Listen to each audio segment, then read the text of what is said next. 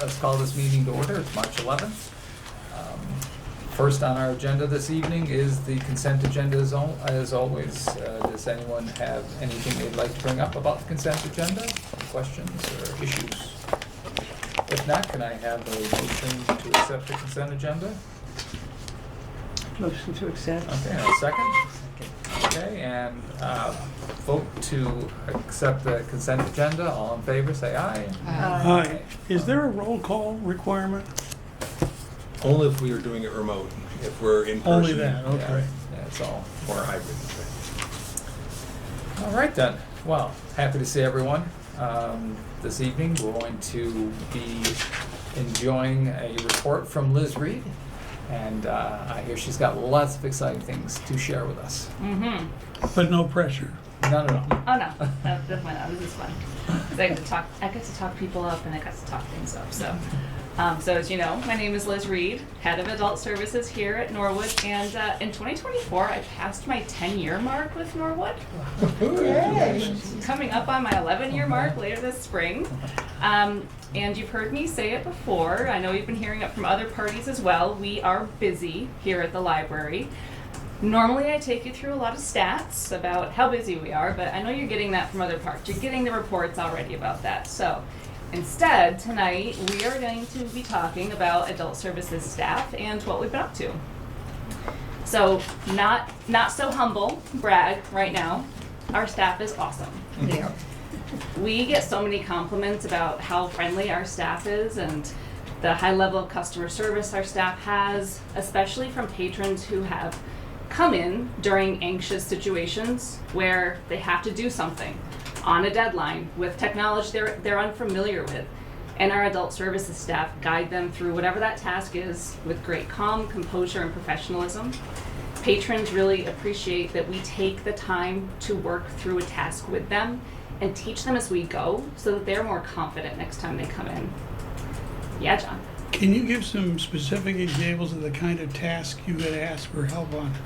My next sentence is, it's really, Sorry. it's a really rewarding experience when this happens, and it literally happens every day. And I mean, this can be something from as simple as, I need to scan in this pile of 30 pages to a government office so that my family's benefits don't get cut off, to I need to renew my food stamps, my RAFT application.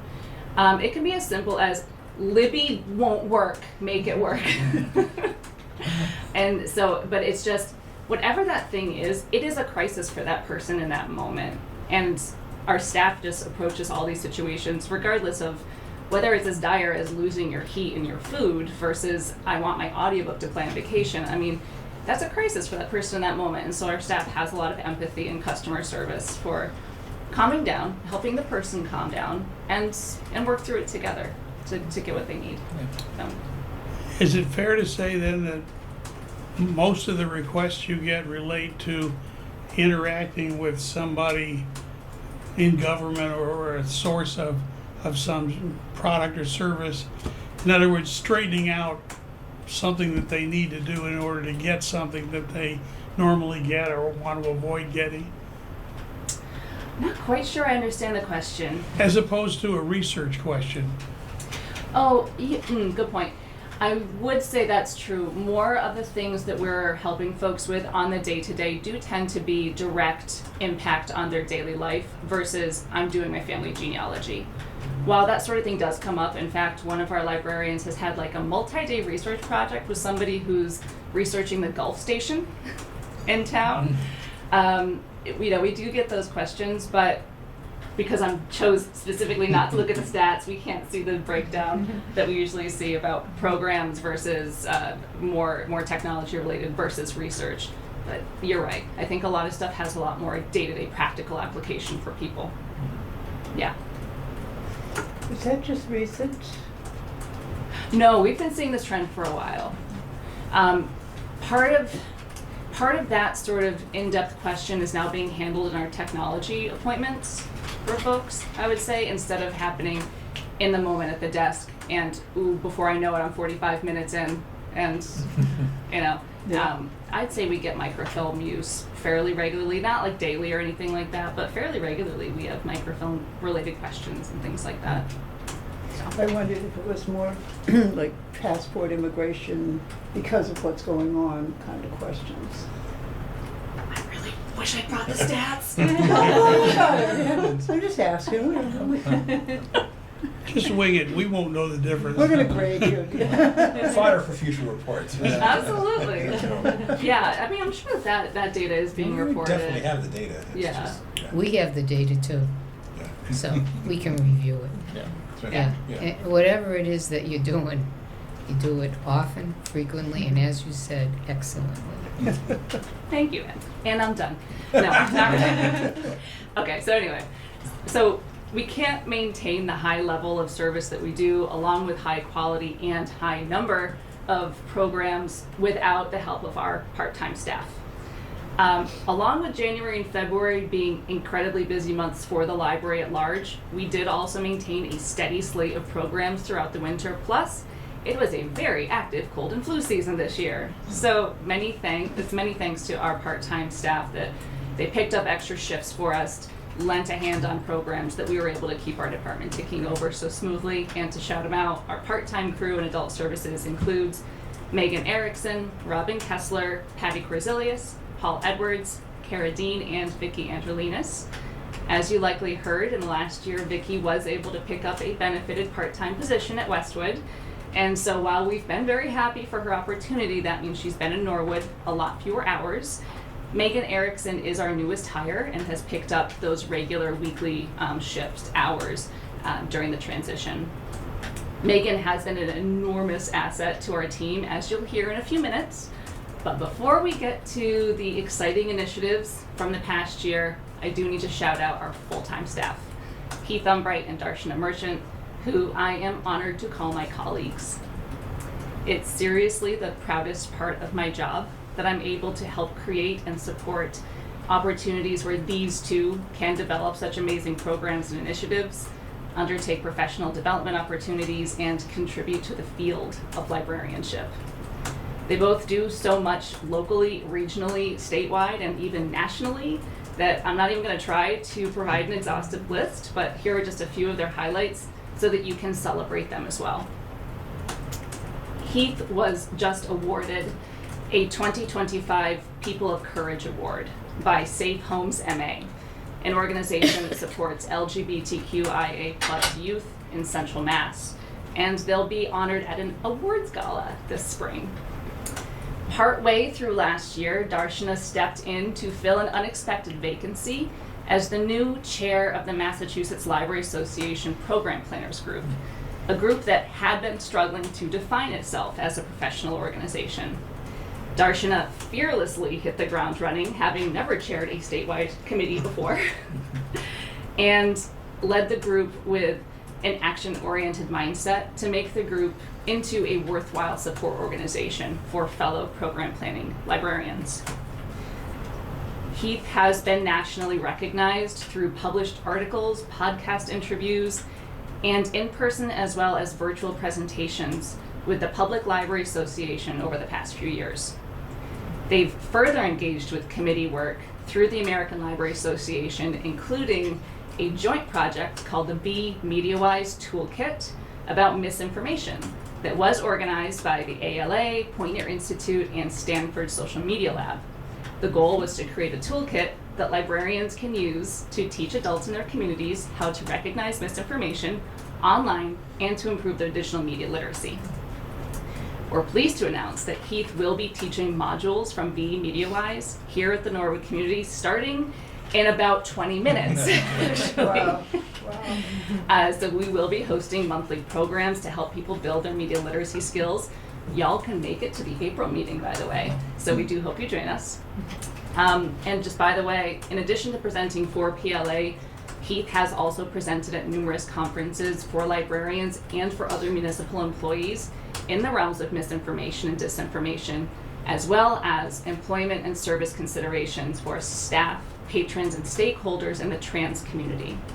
I've been honored to co-present with them several times at this point about how CIS managers can best support their trans employees and why they should start now. And I'm really proud that we can support the work they're doing to promote trauma-informed service. Darshana, as our outreach specialist, has been the spearheading force behind developing our many programs and services for adults with autism. This initiative has been years in the making, and our library is now seen regionally as a welcoming place for sensory-friendly programs for adults. Thanks to Darshana's hard work, we have partnerships with nearly half a dozen adult day programs with clients here in Norwood, and we offer at least half a dozen programs that are sensory-friendly for adults per month. And Darshana is now offering a service that is new and nobody else in the state is doing it. She is offering sensory-friendly technology classes. How do we know that nobody else is doing this? Well, during the planning process, Darshana posted a question on a statewide listserv asking if anybody had done this before. Not only had nobody done it, and believe me, if people have advice to give on a statewide listserv, they will give it. A bunch of people wrote back and said, no, we haven't, but we would like to offer the same service. Tell us what you do. The staff that she spoke with over at the adult day programs just don't have the facilities, don't have the technology, don't have the proper level of staffing, and none of the other organizations they work with are offering technology classes to adults in a day program. So, she's currently teaching the second cohort of learners in the tech program. They're absolutely loving learning new tech skills, including laptop basics, using library technology like printing and scanning, how to create online accounts safely, and just fun stuff as well, like using graphical programs like Microsoft Paint 3D and Publisher, believe it or not. They're awesome. Believe it or not, this actually transitions really well into talking about the seed library, which you all have in front of you an example of. So last year, at the end of the year, we got a really big donation of sunflower seeds and some other seeds from Moose Hill Farm in Walpole. And while the other seeds were a good fit for our kind of more general pool of volunteers to pack, the sunflower seeds were a great match with the patrons who come for the sensory-friendly programs. And when I say we got a big donation, I mean we could cover the town of Norwood in sunflower seeds if we wanted to. It's comically large. We needed all hands on deck, and these folks just dove right in. They were so excited to help pack the sunflower seeds, and you all have examples of that in front of you right now. They were just so enthusiastic and had so much fun. In addition, we've already hosted, by the way, we hosted 5 parties with them to pack these seeds. We've also hosted 3 seed packing parties with the broader pool of volunteers, and we have a 4th and hopefully final session planned for early April. The Norwood Seed Library is officially open for 2025. So while the library is available all year long while supplies last, this late winter is really the busiest time of year for the Seed Library because this is our time for the big push to get everything ready in time for spring. Some improvements to the Seed Library this year are more streamlined seed packing parties now that we have gotten the hang of things. More clearly labeled dividers in the drawers. Big thanks to our friends up in Tech Services for helping us do this. And expanded selection as well. So we now have 60 varieties of vegetables, flowers, herbs, and native plants, plus additionally 18 other native plants that need to specifically be winter sown or cold stratified. So go ahead and take a look downstairs, because right now it's all clean and organized and pretty, and borrow some seeds. We're very proud of the ongoing partnership we do have with the Norwood Planning Department and the Conservation Commission. We're so grateful to them for securing Mass Cultural Council funding to support the Seed Library and related programming. So Darshana has been instrumental in arranging every single seed packing party and for helping me brainstorm just all the different logistics and the planning that went into the whole thing. Megan, who I mentioned earlier, has been the primary architect and creator of the information binder you see downstairs. So go appreciate it. It's pretty good and robust. James helped us keep everything straight on the website and organized. And big thanks to Ilex Jones and Carly Rockland for getting us all the supplies we need, brainstorming everything with us, and also helping identify some really great speakers that we've already had and that we have coming up for programs and workshops. Another departmental project that I think you've heard about before that we are especially proud of is finally getting our community resources page online and launched for the public. If you haven't already, I encourage you to go explore it. It's really rich and robust. And the really beautiful thing about it is that it is online and you can point folks towards it even when we're not open. James created a really great web page for us. He put it right on the main menu under resources so you can find it.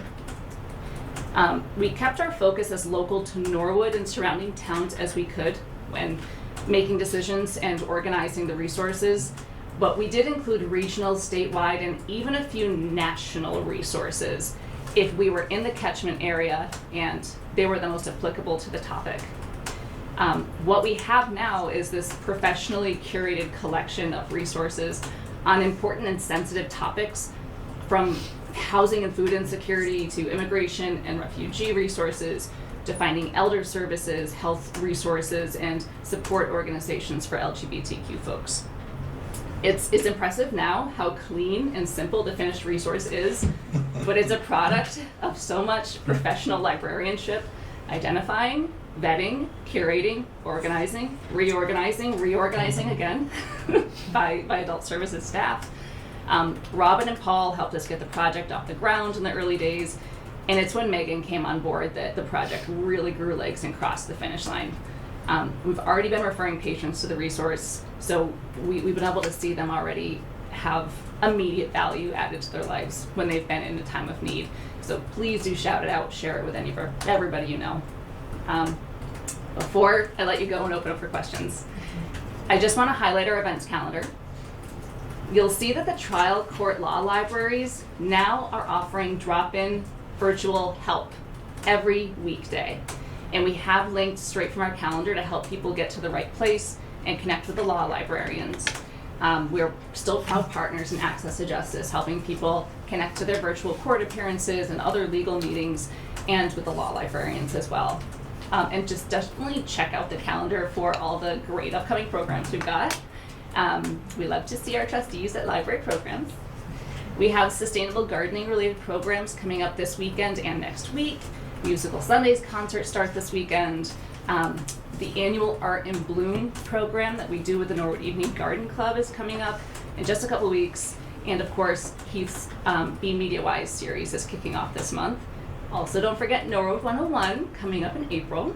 And don't forget, pop-up libraries are going to start soon at the farmers market starting in June, as some other town events coming up. So as soon as the weather breaks, we're going to be out there in town meeting people on where they are. So Exhausting. With that. That's all? yeah. Pretty much, yeah. Anyway, sorry, I just threw a lot of information at you. But, No. yeah. Well, we know how busy you are, but we really do appreciate you, and of course, everyone on the staff that works with you. All we hear are good things, but it's fantastic to know that how much you do help, and how much it's not just help, but how forward-thinking you are with a lot of these programs and a lot of these ideas, and the fact that how these some of these ideas start meshing together, and it really does make the community stronger and better for it. So really appreciate all your hard work. Yeah, thank you. I'm glad I could help kind of bring some of these stories come to life. You see it in the monthly reports, Sure. but it's Absolutely. you don't get to hear the enthusiasm right behind it. So, Yeah, absolutely. yeah. I got a sense that part of what you're doing is building an infrastructure of valid information around the whole LGBTQ issue and all the ways it manifests itself. I'm wondering whether the day-to-day stuff that you mentioned is an increasing and large part of the questions you get from outsiders. If you might look for patterns, topics that have come in from several people with enough similarities that developing some sort of starter handout or other kind of infrastructure for answering those kind of questions might be a way of further extending the work you do to answer the initial questions. Or maybe you're doing that sort of thing already. Yeah, the community resources being a really curated thing for folks to find on their own too as well, because I mentioned it really briefly, but I said, it's timely and sensitive topics as well. So some of these things, we wanted to make sure we were pulling out really trusted resources to give good, accurate information without people having to just kind of hit the Wild West of Google and see what they find. And they can access it on their own, because some folks, like, whether it be a legal issue or social action related issue, they don't always want to come up to a government desk and ask the person what other people can hear. Privacy is always top of mind for us. And that was another goal of putting together the community resources page, so people can access stuff they know has already been, put through a professional lens, right? We really appreciated that with the access to justice, and we Yes, know absolutely. that there was demand. We were really excited to launch it, and then we were trying to look for statistics to show how it was being used. The best statistic we could find was the number of hits the website was getting. Exactly. Because people weren't coming and asking, but we knew Yeah. sometimes we'd help people in a study room and realize they were using, using a laptop or using some of our resources. Mm-hmm. But unless they come to us, it's hard to know. So sometimes it's just the clicks that we can look. Mm-hmm. But we are rewarded and see incredible traction. Yeah, absolutely. Yeah, and right in line with that too is the series, the Be Media Wise series, because it came up in the Q&A part of a program we hosted earlier this month about just how do I kind of see through the opinion pieces to the facts of a situation, and so that's part of what the program series is going to be about as well, is just how do you get better at cutting through the marketing on a topic to get to the facts of a topic. So, yeah, good. So, where do you speak to people privately? Where do you have, do you Excellent have question, Mark. do you have any Your private place- office, right? Yeah, right. Do you have access to a private area to speak to people? It's hard enough to find a Mm-hmm. spot to make an appointment to have a private spot. Where do you go? Sure. If it's possible to have a low volume conversation at the desk, then great. But sure, sometimes something you don't want to. So we do have our study rooms, of course, Yeah. where we can take an appointment. We do have some overflow spaces like the trustees room. I have taken appointments in the admin office before, like when somebody hasn't been at their desk. Like for a That's drop-in, fine. if somebody has a drop-in appointment and wants to talk, where would you take them? If somebody does or A does not. drop-in, a person If comes it's when in. I'm not here, she's gonna be in my office. We have to get creative. Yeah. Is the solution. We do have to get a little creative sometime in finding a way to Simone carve out. sometimes. You can Like if travel you are space. now advertising that, Justice can come in as a drop-in, where would they go? That's a big ask. The study pod helps a lot. We actually use, we turn public users to it. We Yeah. also use it as a staff space. I know that we've had members of your team who used it last week just to have a meeting. So if they came and you said to them, we're glad you're here, you're welcome, and we want to take care of you, have a seat in the reading room, and you'll be next for a room to, If we have to, hopefully we have something. We did a survey, and 85% of the time in the last year, we were able to give something to somebody immediately Yeah. and not make them wait. Yeah. So we're still trying to do better in that and want to expand our options. But Yeah. our first goal is to find a place for somebody right then when they present. Yeah, because in that, 'Cause you make them wait, they in may the not stick strategic around. plan printout that, that the update for this quarter, or this year, actually, it did say 85%, so that will increase now. The Well, yeah, need we will- did The s- need will We increase. saw that even year to year, Mhm. just comparing this most recent fiscal year to the year before, that, yeah, it was sort of an unintended consequence. People really love the online booking Mhm. for our rooms. They love the variety, they love the options, the study pod, or, all the different options that we have for folks. And since we have been advertising them better, so they're getting more use. and we have more demand, so we Right. kind of And you're offering more shot service. ourselves yeah, in the foot and- by And when you offer yeah. more services, you will Yeah. have even higher demand. And when you're offering Yeah. drop-ins, and you will get more drop-ins with this community resources, and that's wonderful. It's wonderful to have the intent to help people, but when the square footage resource isn't there, that can be We get creative knowing where the more Yeah. private sort of nooks are that have fewer people studying in them, and yeah. so if we have to, we find the quietest place we can. Yeah. I was just wondering if, would like town hall say, if you get too busy, you can take somebody down here. Would there be an option? We actually have that on record, that they have said that to us. They have yeah. said that. Well, that would be great, Yeah. because it might come to that. Yeah. That would be a great option. Like Liz says, we're creative. We try to find the closest, most, Yeah.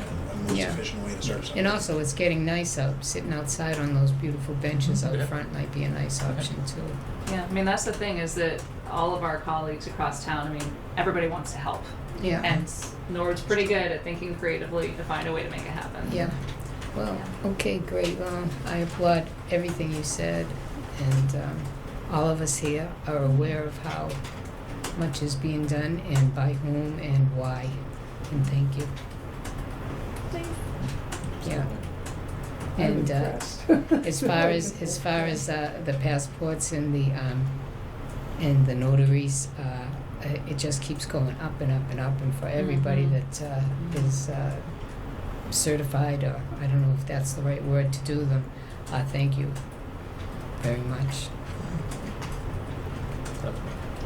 Well, Michael Roderick was he was trained to do passports at his previous position, and he's finally going to be being an agent for us as well.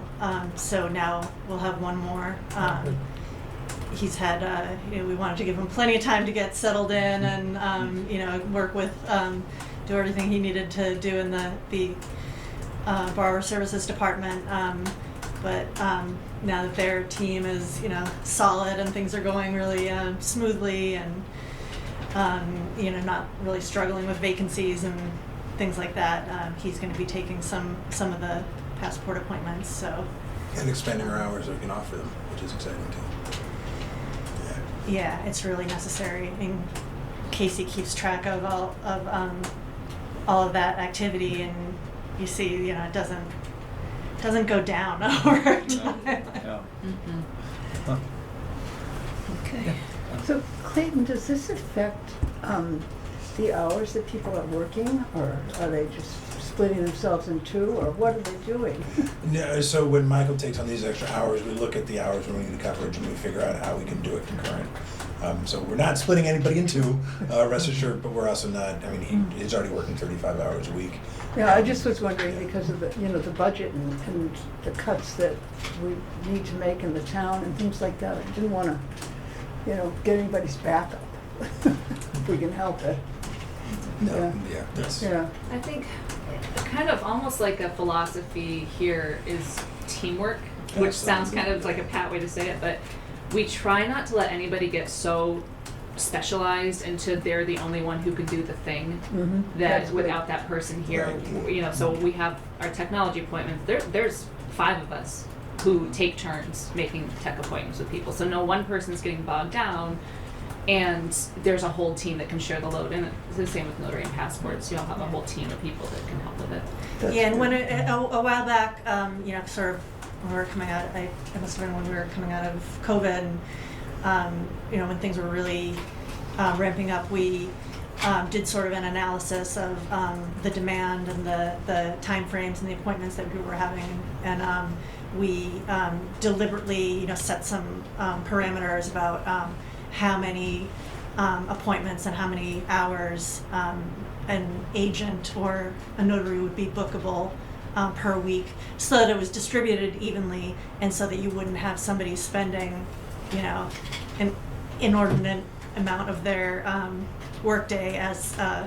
you know, a notary Mhm. aside and, Sure. to the peril of their other Mhm. you know, daily duties. And the resentment So- of the other teammates. Yeah. Part of doing teamwork means we're Right, conscious right. of who's carrying what weight and making sure Yeah. that nobody's carrying too much or carrying too little. Right, right. So we, yeah, we love doing things, you know, in with data-driven rationales. So it was good to be able to like see when our demand and our peak hours and when the crunch times were, and to be able to, you know, kind of build a schedule where everybody's, you know, offering the same amount of like availability, and it's not, you know,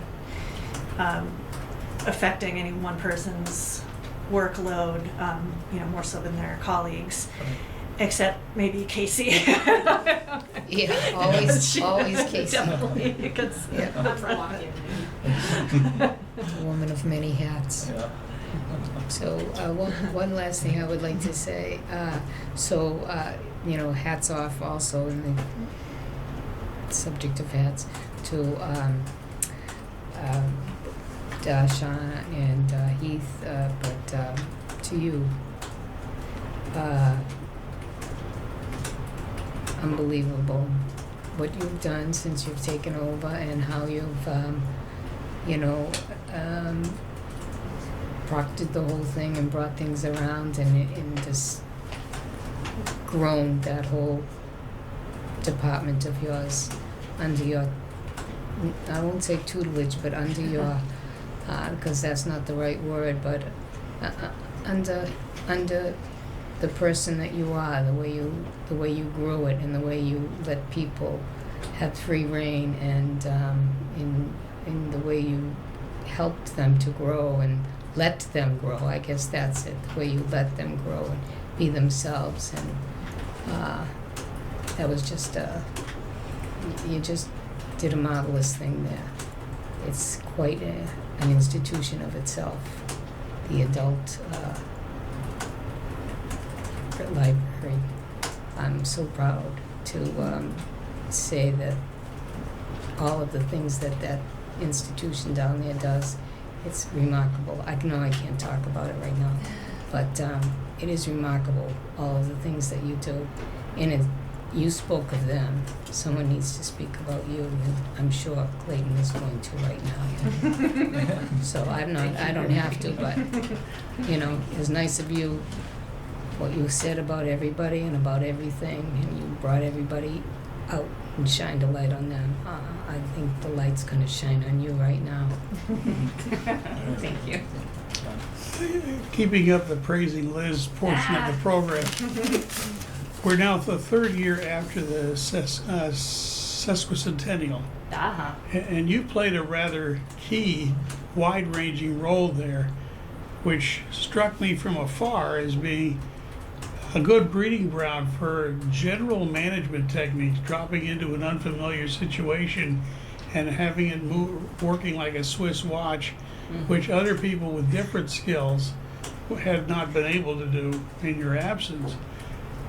I'm wondering if the skills you developed there have proven to continue to be useful in certain settings in the library.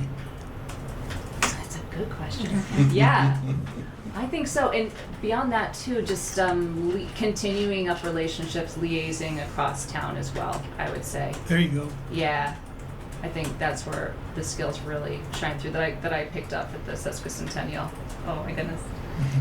Yeah, and that really strikes on kind of professional goals I have for myself, as well as continuing to develop leadership management skills in the long term. Yeah. So I've been teased already. So You've been really teed up, been yeah. promoted. So I will take advantage of this opportunity. I just started recently reading a book called Meet Me at the Library. It's a study of the power of especially public libraries to be the centers for the future of our society, really. And it starts with an analogy saying, you know, like a garden with the seeds in front of you, any garden needs a very competent gardener to flourish and grow, and that libraries are the garden space for democracies.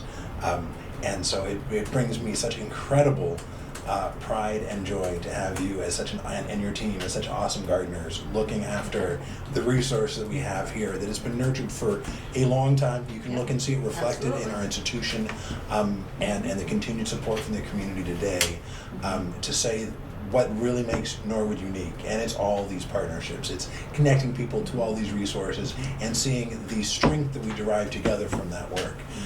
It's when we see all the new faces, when we see all the different parts of the community that we know are connecting with our programs, when we see the sunflowers bloom later this season or next season, there's so many physical embodiments of this work that just bring me such incredible joy. So I just am so grateful and thankful for you and your team that you're leading, and so proud to work with you. So thank you, and let's keep gardening together. That's right, Yeah. absolutely. Great. Well, thank you very much, Liz. Appreciate that. Yeah, take a deep breath. Yes, you did a wonderful job. I brought some examples to talk about during the programming section, so we'll Yes, get through that. absolutely. Come Okay. back to this too. Definitely, great. All right, so let's move on to reports then. So on the reports, I don't have any personnel or contract updates this month. There haven't been any. HR is still, there's a couple issues where they're dotting, they still haven't forwarded the contracts, but they have been signed. I'm not sure exactly what the final issue is. Maybe they're waiting for the ink to dry, I'm not sure. But I'm sure we'll see it soon. On the program report, I did bring some examples. Liz already talked about some of them. In order, we've got a program. One of our newest partners is the New England Rose Society, who's doing a program on DIY drip irrigation on March 15th. We're very excited to have the Unlikely Strummers, a ukulele group, come and kick off our spring concert series. So that's happening this Sunday, the 16th. On next Tuesday, a week from tonight, the Norwood Trails Committee is going to give a 2025 update. We see many members of the Trails Committee in the library on a regular basis. People may not know they can come and you can pick up guides to the trails in Norwood here in the library. All the hours that we're open, we have links to them on our community resources. We love to partner with our friends in the Trails Committee and encourage people to get out there and walk. The Wellness Committee in town, actually, who we have another of our staff members is on that committee, is organizing on April 2nd, I believe, is National Go Take a Walk Day, and they're organizing 2 walks for staff all around town, which I'm sure will have several library staff who will go and be walking Norwood trails. There's going to be a walk during the day and another walk in the evening. So if you need further inspiration to go out there and explore, that will hopefully bring it. We have talked about Art in Bloom already tonight as well. That's really a great annual affair. And if you haven't been, Sherry, I know I've seen you there before. It really is impressive, and it's really neat. So I encourage you to come by. It's definitely something you have to experience in the moment, because the floral displays only last for a limited time. They have about a 2 to 3 day window, and then they start to decay. So to appreciate them with the art is definitely an opportunity not to be missed. Liz and I have talked about Ricardo Parro, who's the second musician on Sunday. He's amazing. If you go and listen to his stuff, he's put out, how many albums does he have out? He's got several albums out. He's performed on so many different concerts in Mexico City where he lives. He's Chilean by origin, and he specializes in medieval British troubadour music. But he can also play the You need Beatles. to hear that guy. That's You right. need to. It's so good. Yeah. He's so good. Yeah. So we're really excited about that concert. Here is the calendar to keep it all together, with a couple other programs on it too. So there's a lot of exciting programs. I would be remiss to not talk about all the children's programs as well. I encourage you to go and see those. The CFCE programs are up and running. There's lots of things happening over at the Poirier Center. There's a lot of programs. It's rather overwhelming the number of programs we see. John? Beating a dead horse. Ever since I got on the board, I've been sort of a champion of genre fiction, and we've had in the past some wonderful programs, like with author of some mysteries, or author of book on the history of certain comic book character and such. And I can't remember the last time we had anything that fit a genre. So actually, there's a program that Michael and Heath did recently, and I think Michael and Dina are working on the next one. Dina has some great like she's done big conference presentations on graphic novels and comic book themes, where they call them book tastings. So if you like watch on the calendar for the next book tasting, a lot of that is there's by request looking at some specific genres and recommending like some highlights from those genres, especially more recent things that people may not be familiar with. That's one way we're doing it. Bringing in experts from the field as well, but we're seeing some great resonance to give a bigger survey and greater exposure to some, because we don't always get a great audience if we just have a lesser known genre author per se. So they're fun to do, but we're trying to figure out how we get the biggest bang. The kind of thing I'm thinking of might be somebody does a presentation on recent science fiction that's been highlighted by featuring in awards. Same thing for mysteries. Same thing for westerns. Yeah. Same thing for romance. All of them have long-running... Romantasy is the new genre. If you haven't read any romantasy yet, you got to go check that out. That's what we're talking about. Romantasy? Fantasy romance, yeah. Oh, wow. Well, historical romance is well established. Oh also. yeah, Amish romance. I mean, we could go. Amish romance. That's a genre. That's You right. have me on that one. That was a whole table at one of the book sales, right. remember? Amish, A whole Amish. table. I was like, where's all this? Maybe the Amish person who had all those books has gotten out of the... Very spicy. It was after they came after the first COVID, I think people were just reading Amish romantasies. We do have an author coming to speak later this month about a nonfiction historical event, a Revolutionary War murder conspiracy. I believe the first woman executed in the United States, Bathsheba Spooner. Interesting name, isn't it, considering the historical? Right? Anyway, but we do have an author talk coming up for that as well. Let me mention something that isn't really a subject for programs, but an anomaly that I've noticed over the last few months. The last New York Times bestseller list, the top 10 were all fantasy books by one author. And you look down at the publisher, and there's some other books by this small publisher. And what I flashed on was a few years ago, a sort of faction of the field bulk voted to try to get all of their favorites into awards that were not broadly supported, but the voting overwhelmed it. And I'm wondering if something like this is happening on the bestseller list. It has been documented as happening with nonfiction by famous people like Donald Trump Jr. to such an extent that they now have an asterisk on certain books on the New York Times bestseller list if a very large percentage of the sales came from one source. One person? One source, it's like so-and-so bought 100,000 copies in order to distribute to their friends. To buy themselves a spot on the bestseller. Exactly. Yeah. That's one of the reasons we, when we publish, there's the monthly report that Lydia shares, we talk about what the New York Times bestsellers are, but we also look at our own stats. And sometimes they align, but it is always wise if you're looking at bestseller lists to not just, read widely. This is part of good media consumption, is don't just trust one source, even if it's a source that you like for maybe even another topic. It's always better to read widely. So consider other options.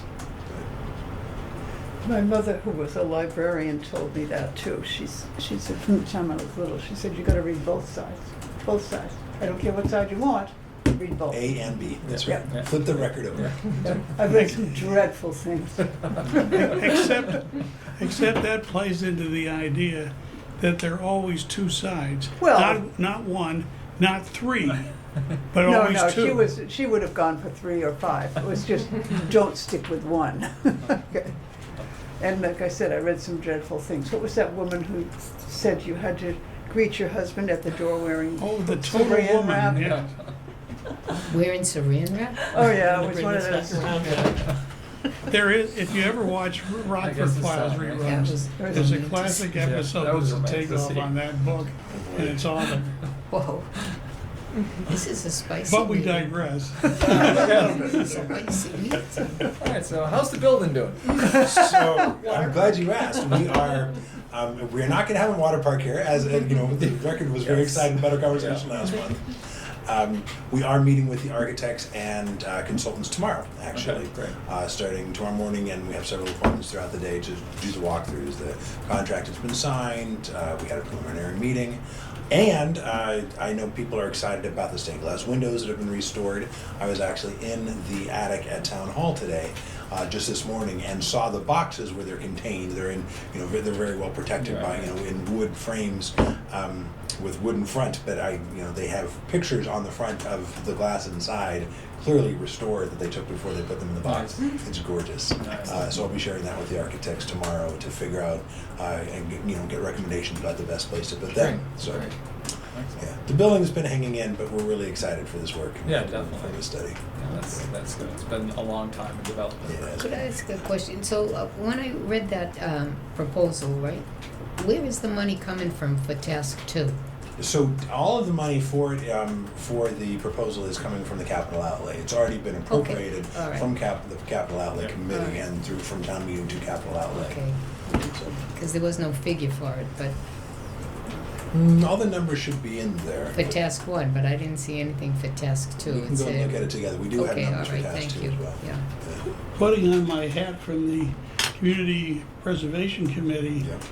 if you really like those stained glass windows, send a note to the chair of that committee, Absolutely. because while we thought it was a great project and assumed it had been done well, we haven't really gotten your level of familiarity. I haven't seen the glass yet, so I think I'll wait to send the note to see with the That'd frame be- off. that'd be fine. I'd like to see the actual windows, but what I saw so far is very impressive. Yeah. Good to hear. And I'm sure we'll do a reception to welcome when we get them in place. We'll have to have some kind of Yeah, absolutely. celebration of Yeah. that installation. Absolutely. I don't want to do it silently. Either. Nice touch. Yeah, definitely. Friends of the Library will be meeting tomorrow, and I know they have several fundraising initiatives that they're trying to put together, so they'll be making an announcement on some of those fairly soon. Of course, they got the upcoming book sale, which will be in May, correct? Yes. So I'll report back next month with what they've determined to do. Yeah. And just like you got to enjoy Liz's company tonight, Liz is going to join the Friends tomorrow Fantastic. to share more, because we do appreciate their support. Yeah. They definitely help support a lot of the programs that we do here. Yeah, And absolutely. it's great to have an opportunity for them to have some dialogue with, Yeah. with Liz about the process of picking and doing those. So, Definitely. Great. Good. Look forward to it. yeah. All right, correspondence. Correspondence. There are a couple pieces in here.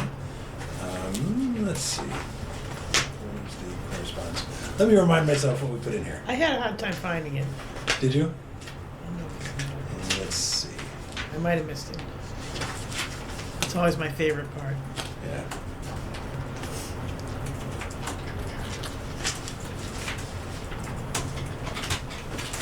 Let's see. One for social media.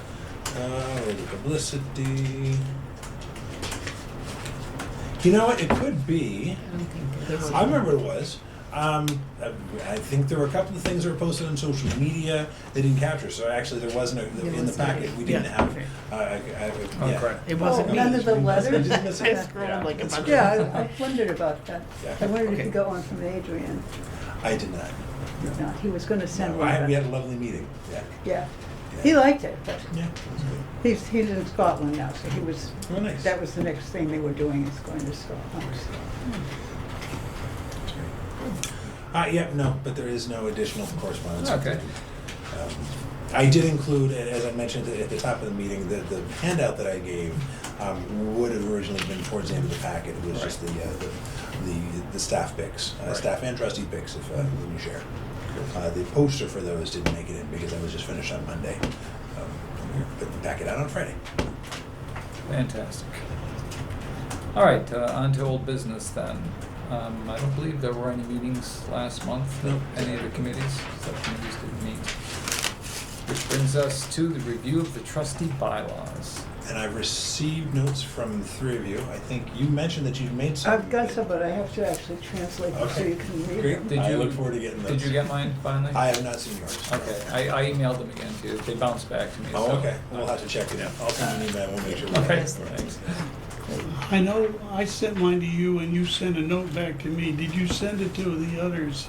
So what I'm doing is, and I got these already as well. Okay. We didn't bring copies for everybody because my understanding of what we're going to do next is have the ad hoc committee meeting, take and consider all of them, and we would do that in an open meeting, in a special ad hoc meeting. Which, And then, so what I've done so far is I've taken the three that I've received, put them into one document in order of the bylaws, and I'll add Donna's and George's, do all that for everybody to consider, and then we can have a meeting and Wait, hash our wait. way through. yeah, I understood that as well, but when I tried to make my own copy of my own note, it cut off the right Oh, side. Okay. So I wanted to I make do sure have your that notes, though. Yes. you're combining it with. Yep, I got it all. Thank you. Yep. So we, I'll work with Casey and we'll schedule a meeting of the ad hoc committee. Right. Once I make sure I have it Yeah. all combined and I can share with everybody what the comments were. All right, So everybody good, sees. good. Yeah. Good. And that takes us to patrons in the library. Patrons of the library, we had one patron that was out for 6 months. The 6 months expired. I consulted with the police and it's been extended another 90 days because of further security concerns. February was the second busiest month we've had on record. We've been really busy. We did have somebody who Lydia and I had to talk with yesterday who had brought in a dog that was not a service dog, and so we had to explain that only service dogs are allowed, and they understood and exited the library. But a reminder for our friends: we do love dogs, but we can only allow service animals in the library. Right. Which is, yeah. Yeah. Otherwise, we're just seeing lots of. Okay, that's good. Do we All have a right. facility outside for them to tie their dog up if they are here? We do not, and that's a challenge. People need to talk and develop friends. If they have responsibility for, non-human companions, they need to find people to care for those. I would not encourage people to leave animals unattended. Yeah. I don't think it's safe for the animals or safe potentially for people who would be nearby. There's a lot of trust issues there. I would, Mhm. Good. As somebody who lives with a dog myself, I would not tie a dog, and certainly. Especially as things get warm, please don't leave any animals unattended in vehicles. We know that's really Oh, dangerous. God, yeah. Do we have a policy about babes in arms? Yeah. Little Yeah, don't leave them unattended screaming and either. crying machines. If you're talking about human babies, Yes. Yes. we do have babies who cry sometimes. We understand that's part of the human condition. If even service animals, if anything is too disruptive, we will take steps to remedy the situation to keep people from being disruptive.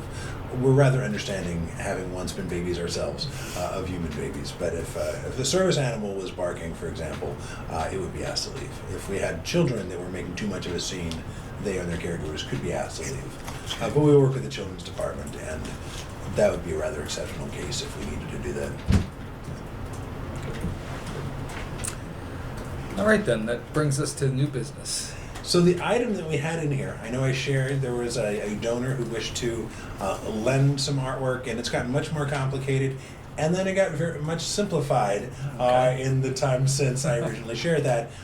They are now, it's some artwork that was acquired in an estate sale at the governor's mansion, or the governor's house here in Norwood, that has been in a private collection for some time. They are they'd like to see it at the Morris House at some point. Without going into all the kind of the weeds of the detail, they're looking at making it, having another partnership, most likely with the Historical Commission, to hold the artwork for them as they move forward. So it was going to be complicated here, and so rather than continuing to explore, we just decided there's a smoother way to get it to the desired final location for the artwork, where we don't end up holding it temporarily. Mhm. So it had a potential mess written all over it, and we said, okay. Yes, Yeah. Simpler. yes. Yeah, fantastic. Okay. Such a liability too here. There was some liability. Yeah. There were a lot of questions. Yeah. Yes. So it was very amicably resolved, and we're Okay. on good terms with all the parties. Okay. That's good. Good. Yeah. All right, good. Because we didn't want to cause any offense in that process, and it becomes delicate because we know that art can have all sorts of things that we have in our homes for a long period of time can have a great perceived value, whether or not that's a value to anybody else. Sure. We don't mean to offend. Good, good. I'm glad that worked out. Yeah. All right, search warrants, miscellaneous advisories. We have not received any search warrants or had any issues with. I have no miscellaneous advisories. Oh, that's good news. It is Always good news. That's right. All right, we'll open up the floor. Any remarks? Anyone? I have a question. Oh, fantastic. I do. On the training that was required, you had sent a note to the ethics numbers. training. And James was kind enough to send me instructions. I have to reset passwords to reset another password. Do you know the due date on that? I didn't see it in the note. There were two different ones, and it depends on when you last did it, I think, as Okay. well. So there's a couple different clocks. We have to do the more intensive ethics training every 2 years, and then you have to certify that you've understood it every year. So the easiest is to do them both at the same time, and then you'll be on the same calendar. We were looking. John and I were talking about this some too, and it's confusing. Yeah. I think at this point, ASAP. Is there any Yeah, way to that's what interpret? it's on the list. Yeah. Okay. I just didn't know if it was like the end of the month or it's like in July or any sort of time.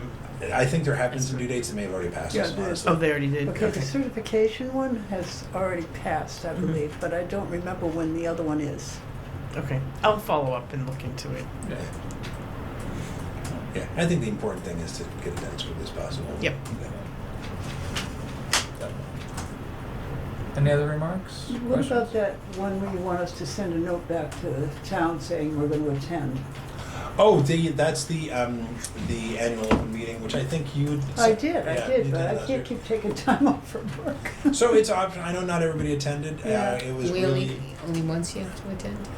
It's it's for ethics. new Yeah, the and I one we think did. current Yeah. leaders in town and volunteers. John did it. And Yeah, it's a you meet have and to greet. You did. So, Yeah, Yeah. I signed up to refresh just because I had an open day.